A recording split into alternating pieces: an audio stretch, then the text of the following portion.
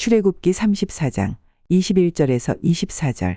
너는 엿새 동안 일하고 제7일에는 쉴지니 밭갈 때에나 거둘 때에도 쉴지며 77절 곧 맥추의 초실절을 지키고 가을에는 수장절을 지키라. 너희 모든 남자는 매년 3번씩 주 여호와 이스라엘의 하나님 앞에 보일지라. 내가 열방을 내 앞에서 쫓아내고 내 지경을 넓히리니 내가 매년 3번씩 여호와 너의 하나님께 보이러 올 때에 아무 사람도 내 땅을 탐내어 엿보지 못하리라. 오늘 출애굽기 34장 21절과 24절 말씀을 통해서 반드시 절기를 지키자라는 제목으로 같이 은혜를 나누고자 합니다. 우리가 매일같이 또는 매주마다 하나님께 예배를 드리죠. 이 예배는 우리가 하나님께서 우리와 함께 하신다는 것을 기억하는 것입니다. 하나님이 나와 함께 하신다. 그것을 기억해 하는 가장 중요한 것이 무엇인가 하면 예배다라는 것입니다. 그래서 우리 모두는 예배하는 존재로 지음을 받았기 때문에 하나님께 예배를 해야 하는 것입니다. 그렇지 않으면 우리는 연약하고 유혹받기 쉬운 존재인지라 다른 것에 피조물들에게 예배하게 되는 것입니다. 세계 제2차 대전이 발발했을 때 대영 제국의 존경을 받는 대주교 윌리엄 템플이라는 인물이 있었습니다. 대영 제국 황실은 이 대주교에게 영국 국민들을 향해서 위로의 메시지를 부탁을 했습니다. 그때 템플 주교는 이렇게 말을 합니다. 위로는 해답이 아닙니다. 예배만이 해답이 됩니다. 이 땅에 거하는 주의 모든 백성들이 살아계신 주님 앞에 엎드려 그를 경배하신다면 역사는 달라질 것입니다. 이렇게 말을 했다고 합니다. 예배라는 것은 천상천하의 유일하신 하나님, 우리의 예배의 대상인 그 하나님을 향해서 나의 모든 마음과 뜻과 정성을 다해서 경외심을 가지고 하나님을 경배하고 또 그 하나님의 은총과 그리고 하나님의 은혜를 찬양하며 섬기는 거룩한 행위가 바로 예배인 것입니다. 이사야 43장 10절에도 우리 하나님 친히 말씀하기를 나 외에는 다른 신이 없다라고 이렇게 말씀하셨습니다. 전에도 후에도 하나님 외에는 다른 신이 없다라고 이렇게 분명히 선언을 하셨습니다. 이사야 43장 11절에는 나 곧 나는 여호와라 나 외에는 구원자가 없다. 이 땅에 수없이 많은 인생들이 어려움과 고난과 질병에서 구원받기 위해 얼마나 몸부림칩니까? 죽음에서 헤어나기 위해서 얼마나 참 아둥바둥합니까? 근데 하나님이 친히 말씀하기를 나 외에는 구원자가 없다.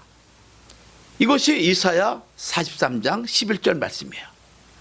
그렇기 때문에 이사야 43장 21절에는 이 백성은 내가 나를 위해서 지었다.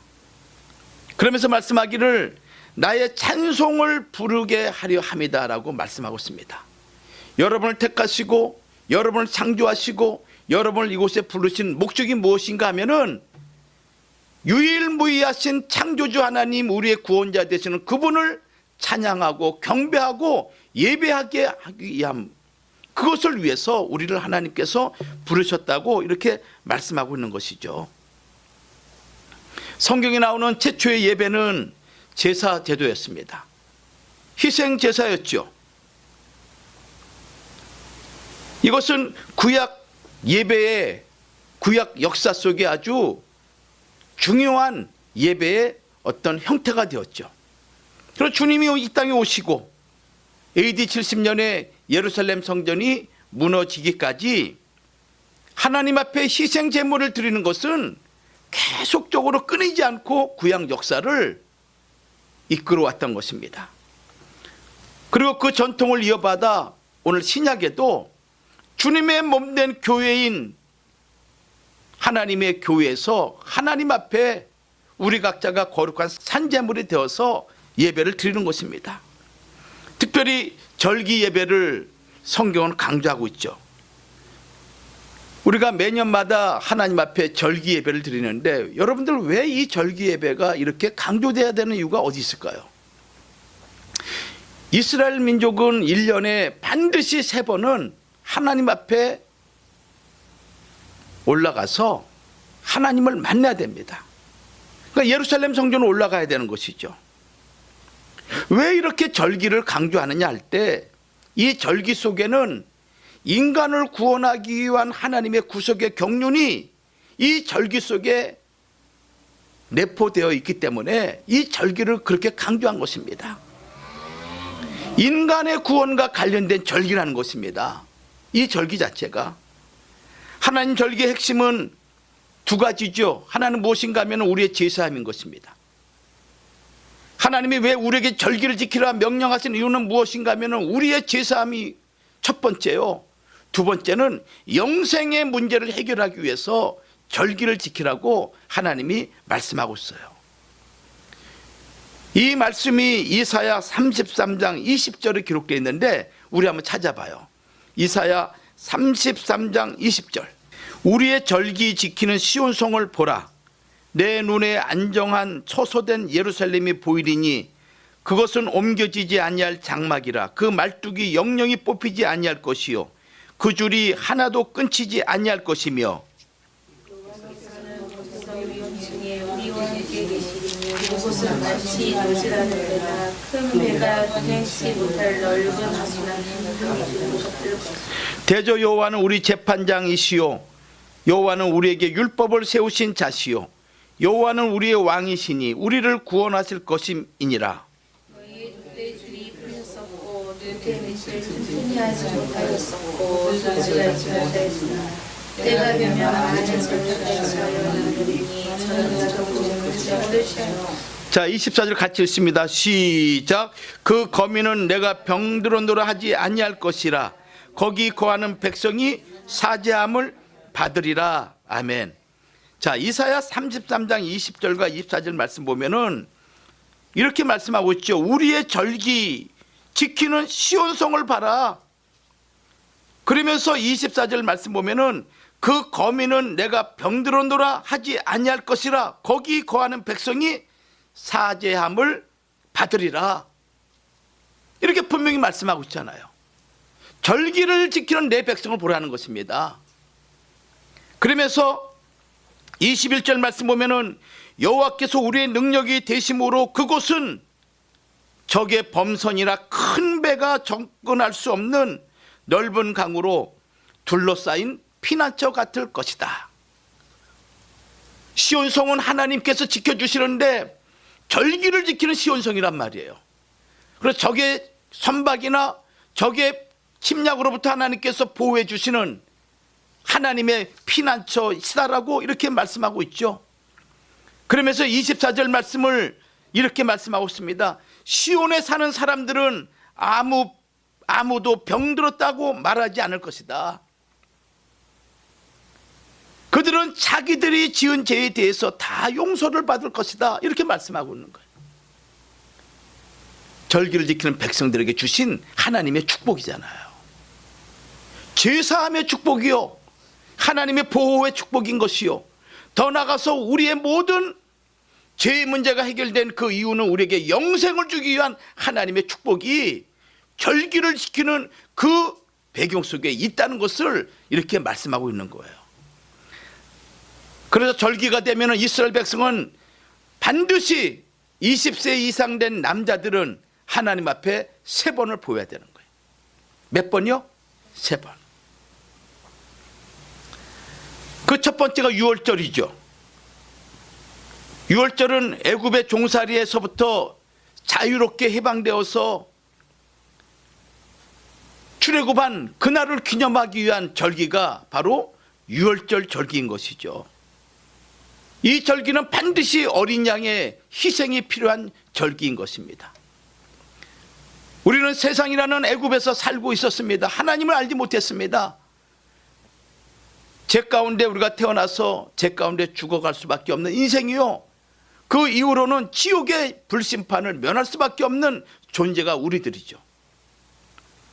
그러한 우리들을 위해서 이 독생성자 예수님이 십자가에 피 흘려 돌아가심으로 말미암아, 죽으심으로 말미암아 우리를 죄에서 자유롭게 해방시켜 주신 절기, 그것이 바로 영적인 유월절 절기인 것입니다. 이 유월절 절기를 지킴으로 말미암아 언약 백성이 된 것이죠. 마찬가지예요. 내가 예수를 믿는 그 순간 예수의 피와 예수의 몸을 먹고 마시는 것이죠. 그래서 성만찬 되는 그날 주님께서 친히 포도주와 떡을 떼시면서 받아 먹어라. 이것이 내 피요 내 살이니라 하면서 제자들을 새 언약 백성으로 하나님께서 새롭게 세워놓으신 거예요. 그것이 오늘날 교회에 아주 매우 중요한 전통이 되는 것입니다. 두 번째 절기는 맥추절입니다. 이 맥추절은 유월절 다음에 중요한 절기죠. 이스라엘 백성이 가나안 땅에 들어가서 수고하고 애쓴 결과, 그 땅에서 농사지은 결과 거둔 첫 열매를 하나님께 바치는 절기가 맥추절기인 것입니다. 바치고 드리는 절기죠. 이 맥추절기를 통해서 하나님 앞에 첫 열매를 드리는 감사절기, 동시에 남은 하반기 동안도 하나님의 은혜가 지금까지 베풀어 주신 그 은혜같이 나의 남은 하반기도 하나님의 은혜 안에서 놀라운 축복을 받기를 고대하는 마음으로 내게 주신 가장 귀한 것을 바치는 절기가 바로 맥추절기인 거예요.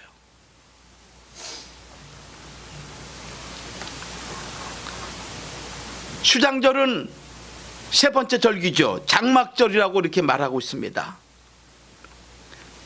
광야 40년 동안 고생하다가 하나님이 약속하신 젖과 꿀이 흐르는 가나안 땅에 다 입성했습니다. 그 땅에 들어가서 평안하게 안식을 주신 그 하나님을 감사하는 절기가 장막절기예요. 하나님의 절대적인 도우심으로 말미암아 그 광야 40년을 독수리 날개 업음과 같이 하나님이 인도하셔서 가나안 땅에 입성시킨 거 아니겠습니까? 비록 이 세상 살아가는 것이 힘들고 어렵지만은 하나님이 우리를 독수리 날개 업음과 같이 반드시 천국으로 우리를 인도할 것입니다. 그것을 우리가 미래적으로 그 사건을 이루어질 걸 믿고 하나님 앞에 드리는 절기가 바로 장막절기예요. 수장절기예요. 그래서 이 유월절, 맥추절, 장막절, 수장절은 신앙의 완성을 위해서 우리는 반드시 지켜야 되는 과정이요 절기라는 것을 여러분들 명심하셔야 됩니다. 이것은 단순히 과거에 구약에 있었던 이스라엘 백성이 지키는 절기가 아니라 오늘 그 절기의 의미를 우리가 오늘 현실에 우리 갖고 와가지고 내 안에서 이 절기가 이루어져야 되는 거예요.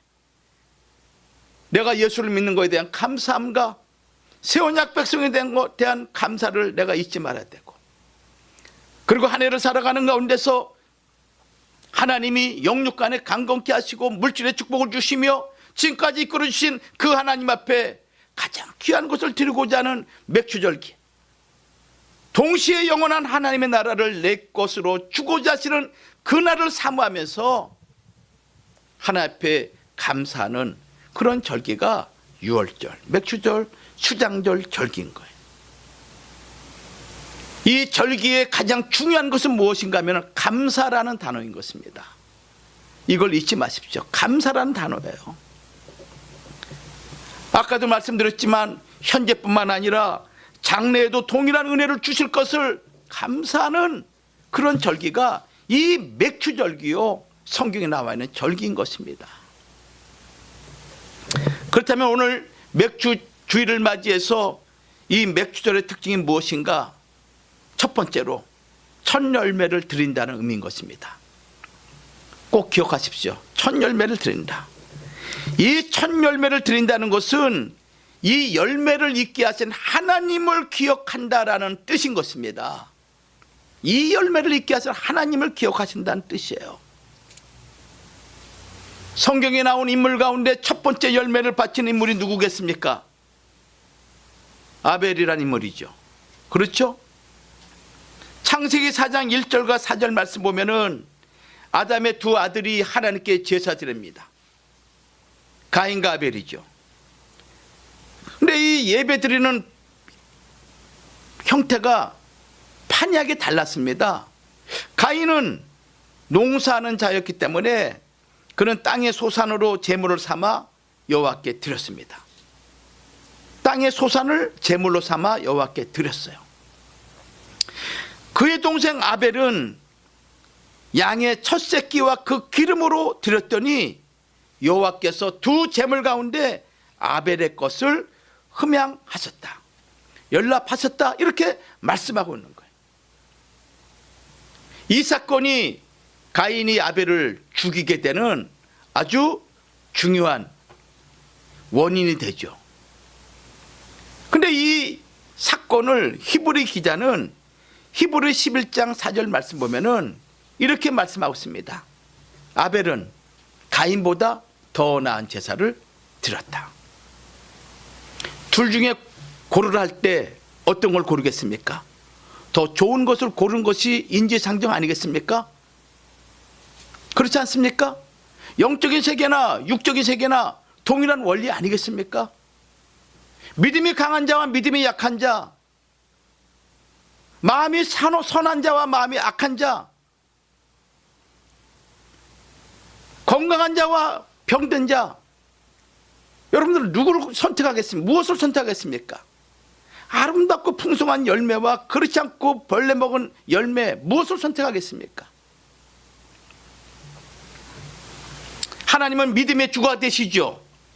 예수 그리스도를 가르쳐서 믿음의 주여 우리를 온전케 하시는 주님이라고 말씀하고 있습니다. 주님에게서는 가장 중요한 것이 믿음인 것입니다. 더 나은 제사, 더 나은 예물, 그것이 무엇인가 하면은 믿음이 없이는 하나님께 더 나은 제사와 더 나은 예물을 바칠 수가 없는 거예요. 그것은 과거나 지금이나 미래적으로도 마찬가지입니다. 내가 하나님을 절대적으로 신뢰하지 않고서는 하나님 앞에 나의 생애를, 나의 삶을, 내 생명까지 기꺼이 바치고자 하는 마음을 가질 수가 없는 거예요. 하나님은 아벨이 믿음으로 가인보다 더 나은 제사를 드렸기 때문에 그 제사를 연락한 것이죠. 가인의 제물과 아벨의 제물 가운데 차이점이 무엇입니까? 가인은 땅의 소산에서 제물을 삼았다 이렇게 기록하고 있지만은 아벨은 자기도 양의 새끼 가운데서 첫 새끼를 하나님께 드린 것입니다. 이것이 믿음인 것입니다. 가장 귀한 것을 의미하는 것이 첫 새끼 아니겠습니까? 가장 귀한 것을 구별하여 하나님께 바쳤다, 이것이 더 나은 제물이다라고 성경은 말씀하셨고 하나님은 그 제물을 흠양하신 거예요. 여러분들, 우리가 하나님께 예배 드립니다. 많은 사람들이 예배 드리죠, 지금 이 순간. 그런데 그 예배 시간에 진짜 마음과 뜻과 정성을 다해서 내가 산제물이 되고자 하는 마음으로 드리는 자가 있고 그렇지 않은 자가 있어요. 생각은 다른 데가 있는 사람이 있습니다. 제가 우리 선배 목사님들한테 들은 얘기 가운데 성도들이 많이 나오지만은 어떤 사람은 빚쟁이로 와가지고 그 빚을 갚을 자를 찾기 위해서 예배 시간에 그 생각만 하는 사람도 있다는 거예요. 골프 치는 사람은 맨날 예배 끝나고 그 골프 치는 것만 생각하고 있다는 거예요. 그런 예배는 하나님께 영광 돌리는 예배가 아니죠. 진짜 마음과 뜻과 정성을 다해서 오늘 하나님이 내게 주신 그 은혜를 사모하고 그 말씀대로 살고자 하는 마음으로 내가 하나님 앞에 진정한 제물로 드려지는 예배, 그런 자를 하나님께서 찾으신다고 요한복음 4장 23절에 말씀하고 있지 않습니까? 신령과 진정으로 드린 자를 아버지가 찾으신다. 얼마나 사람들이 거짓과 육신적으로 예배를 드렸기에 주님은 그렇게 말씀하셨을까요? 신령과 진정으로 예배하는 자를 내 아버지가 찾으신다.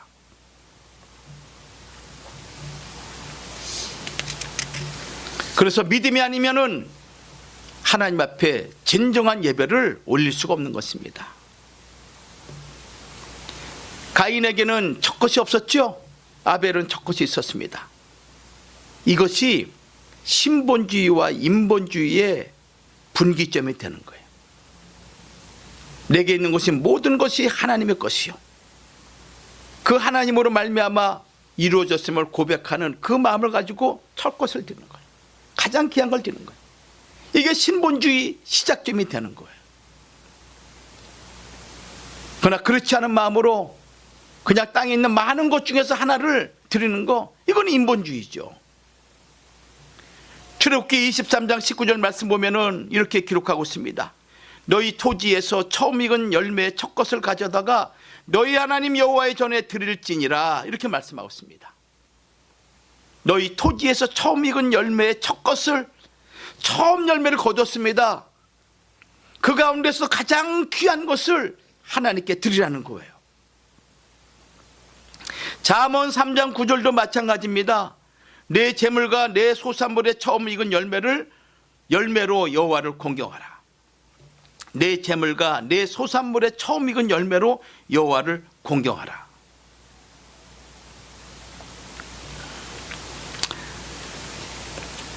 그런 의미에서 첫 열매를 드린다는 것은 하나님을 기억하는 것이요, 바로 내가 신본주의 신앙을 가지고 있다라는 증표가 되는 거예요. 둘째로 첫 열매를 드린다는 의미는 어떤 의미를 가지고 있느냐? 나 자신의 모든 것을 드린다라는 의미인 거예요. 나 자신의 모든 것을 드린다라는 의미인 것입니다. 이 처음 것은 모든 것을 대표하는 것이죠. 첫 열매를 하나님께 드린다는 의미는 나 자신의 모든 것을 하나님께 드린다라는 그런 의미인 것입니다. 그것이 맥주감사절을 지켜야 되는 그 이유인 거예요. 출애굽기 23장 16절 말씀 보면은 이렇게 기록되어 있습니다. 맥주절을 지켜라. 이는 내가 수고하여 밭에 뿌린 것의 첫 열매를 거둠이니라.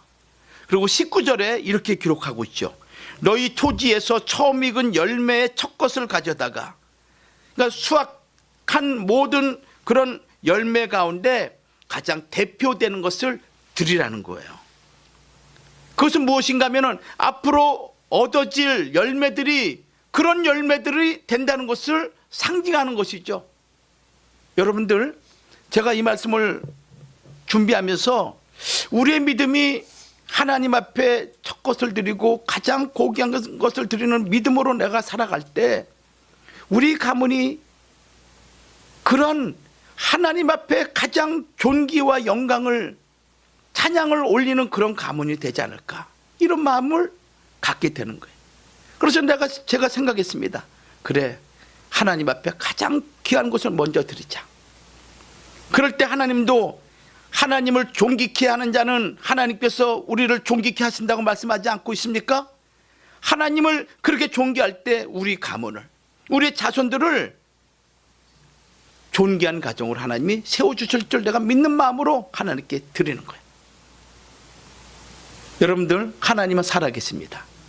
죽은 하나님이 아니에요. 근데 많은 사람들이 어려움과 위기를 만나면 하나님은 잊어버리게 됩니다.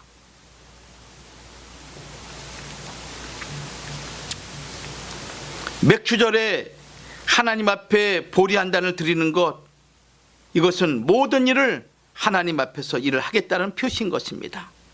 그리고 하나님과 동행하며 살겠다라는 그런 사상이죠. 아벨 이후에 두 번째로 첫 것을 드린 인물이 있었죠.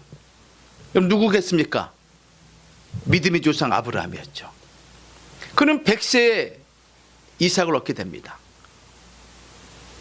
물론 그가 86세 되던 때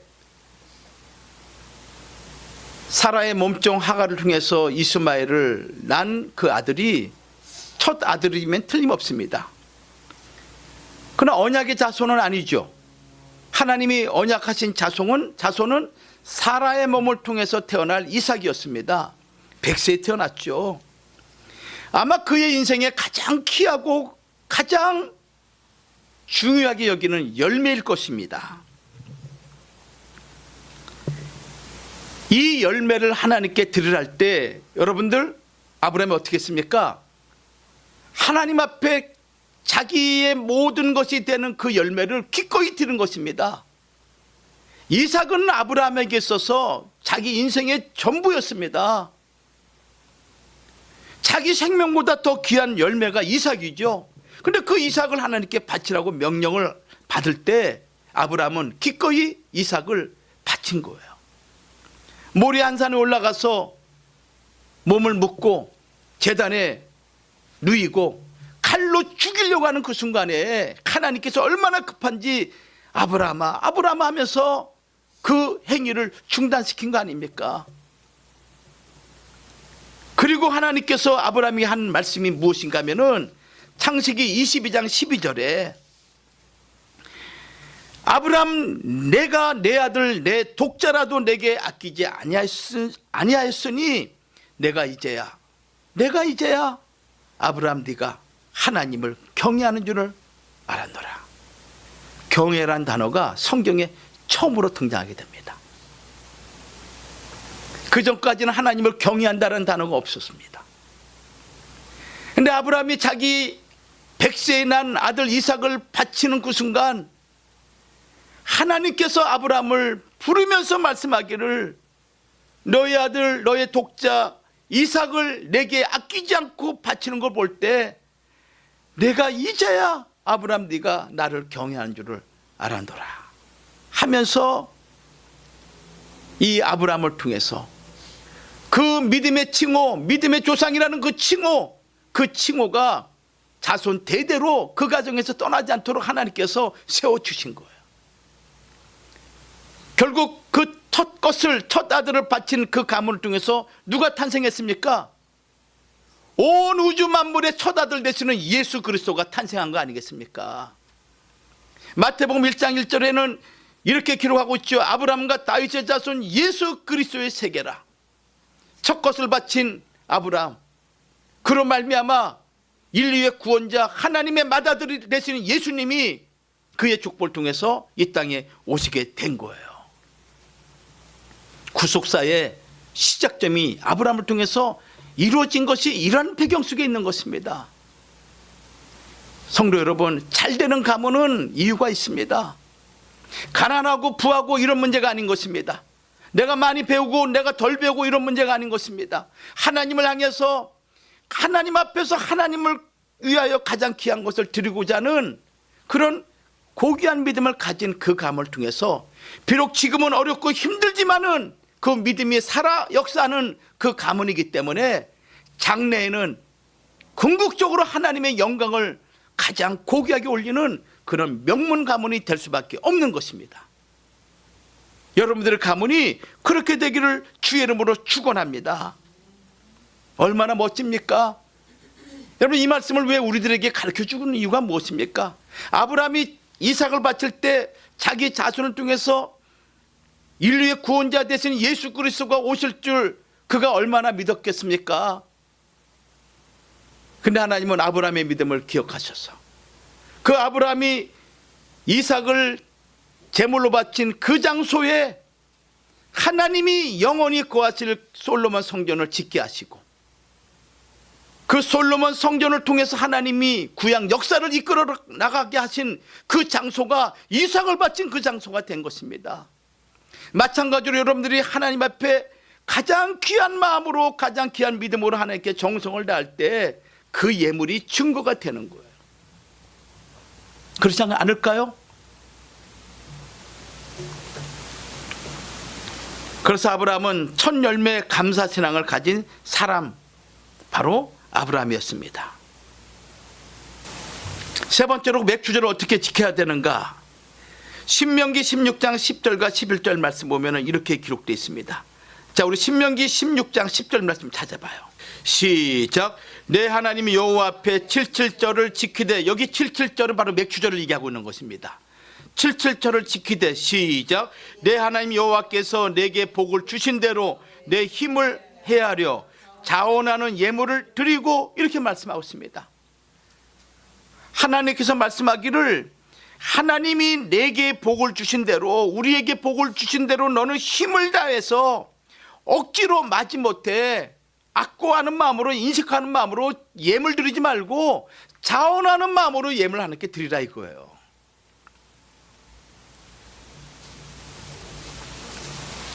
이것이 바로 맥주를 지키는 방법인 것입니다. 자원하는 마음으로, 교회에 무슨 일 하든지 간에 자원하는 마음으로, 봉사를 하든 헌신을 하든 내가 선교를 하든 전도를 하든 간에 자원하는 마음으로, 억지로 마지못해 끌려가는 그런 마음으로 절대 하지 말라는 것입니다. 그건 믿음의 행위가 아닌 거예요. 내 것이 하나님의 것이다, 내 삶이 주의 것이다, 내가 사나 죽으나 주의 것이요 먹든지 마시든지 내가 하나님의 영광을 위해서 내가 한다라고 생각한다면은 자원하는 마음으로 내가 행하는 자, 그것이 바로 맥주절의 절기를, 그 정신을 기념하는 자인 것입니다. 그럴 때 하나님께서 우리에게 세 가지의 축복을 주시는 거예요. 오늘 본문 말씀 봤더니 승리의 삶을 허락하신다. 승리의 삶. 열방을 우리 앞에서 쫓아내신다고 출애굽기 34장 24절 분명히 말씀하고 있습니다. 내가 이 절기의 의미와 절기의 영적인 그 뜻을 헤아려서 하나님 앞에 하나님이 원하시는 대로 내가 행할 때 하나님께서 열방을 우리 주변에서 다 내쫓아 주신다는 거예요. 여러분들, 이 열방이라는 것이 구약 당시에는 가나안 족속을 얘기하고 있죠. 그러나 오늘 우리가 이 시대에 살아가는 이 가정에서 우리를 도전해오는 악한 영들, 어둠의 권세들, 온갖 거짓된 무리들이 얼마나 많이 있습니까? 절기를 지킬 때 하나님께서 그 모든 것들을 내쫓아 주신다, 이것이 말씀인 거예요. 내 앞에서 쫓아낸다, 내 앞에 쫓아낸다. 갑자기 닥치는 사건들, 사고들, 예기치 못한 일들, 여러분들 얼마나 많이 있습니까? 가나안 족속, 여러분들 이스라엘 민족이 그 땅을 점령할 때 그 땅에 살고 있는 안악적 자손은 네피림 후손이라고 말씀하고 있습니다. 기골이 장대했습니다. 이스라엘 백성으로는 이길 수가 없는 것입니다. 그런데 하나님께서 하나님을 기념하고 하나님의 절기를 지키는 그 이스라엘 백성들에게 그 열방을 다 내쫓아 버리겠다, 이렇게 말씀하신 거예요. 할렐루야. 그 은혜가 여러분들에게 임하기를 저는 간절히 주의 이름으로 축원합니다. 아낀다 해서 영원히 남는 게 아닙니다. 제가 누누이 말씀드리지만은 우리 모두는 주 앞에 쓸 때가 있습니다. 근데 양손에 들고 갈 수 있는 것은 믿음뿐인 거예요. 믿음으로 한 일뿐인 거예요. 여기서 수없이 많은 재물을 얻는다 해도 그거 갖고 가는 거 필요 없습니다. 그 세계는 그런 거 필요 없는 것입니다. 믿음으로 행한 거, 믿음 앞에 헌신, 믿음으로 헌신하는 거, 믿음으로 주의 일을 한 거, 이것만이 내 손에 남는 거예요.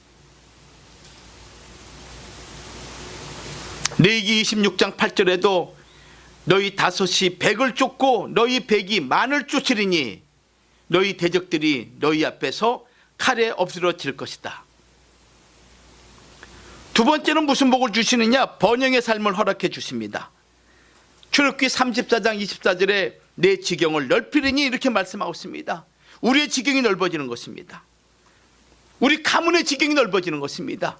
우리 자녀들의 삶의 지경이 넓어져서 내가 경험한 그 축복과는 말할 수 없는 더 큰 축복을 경험하게 된다고 성경은 말씀하고 있어요.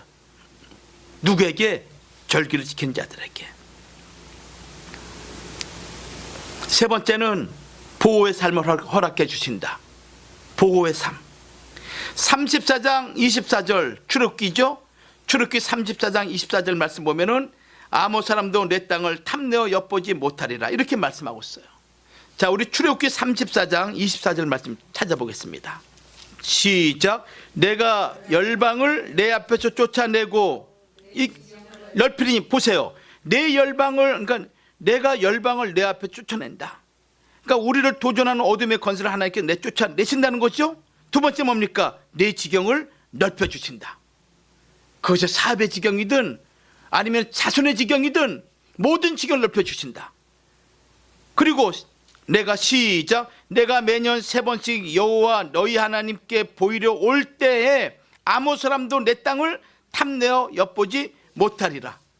이스라엘 백성은 매년 3번씩 예루살렘으로 올라와야 돼요. 자기 집을 비우고 자기 농토를 그대로 놔두고 올라와야 돼요. 그 순간 짐승이나 아니면은 이방 사람이 아니면은 외적이 와서 그것을 빼앗을 수 있겠죠. 점령할 수 있겠죠. 근데 하나님이 걱정하지 말라는 거예요. 하나님이 어떻게 합니까? 보호해 주신다는 거예요. 여러분이 지키려고 보호하려고 하는 건 얼마나 많이 있습니까?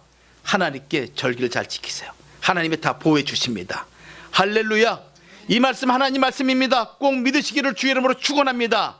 그래서 하나님께서 우리의 하나님 되심을 여러분 생애에 날마다 경험하시는 복스러운 우리의 믿음의 권속들 되기를 주의 이름으로 축원합니다. 기도하겠습니다. 하나님 아버지 감사합니다. 오늘도 맥주절기를 맞이해서 주의 백성들이 주 앞에 나와 감사함으로 하나님께 예배드립니다. 아버지 하나님, 지금까지 이끌어 주신 그 하나님의 은혜를 우리가 잊지 않도록 도와주시옵시며, 우리가 날마다 하나님 앞에 가장 귀한 것을 드리는 정성된 마음을 허락하여 주셔서 하나님이 향기롭게 받으실 만한 예물이 되도록 하나님 우리를 도와주시옵소서. 우리 마음 가운데 하나님을 향해서 인색한 마음, 아까워하는 마음, 또 억지로 하는 마음 없도록 하나님 축복하여 주셔서 날마다 자원하는 마음으로 하나님의 일을 사모하는 주의 백성들이 되도록 하나님 축복하여 주시옵소서. 원치 않는 질병과 병마 가운데 있는 자가 있습니다. 아버지 하나님, 주의 거룩한 말씀을 보내주셔서 모든 질병과 병마에서 하나님 취함을 입을 수 있도록 축복하여 주시옵소서. 건강을 지켜주시고 또한 우리의 가정에 재물의 축복을 주시옵시며 우리의 자손들을 지켜주셔서 아버지 하나님, 우리가 간구하는 것대로 아버지 하나님 그 모든 길들을 열어 주시옵소서. 믿사옵고 예수님의 이름으로 감사 기도 올리옵나이다. 아멘. 아멘.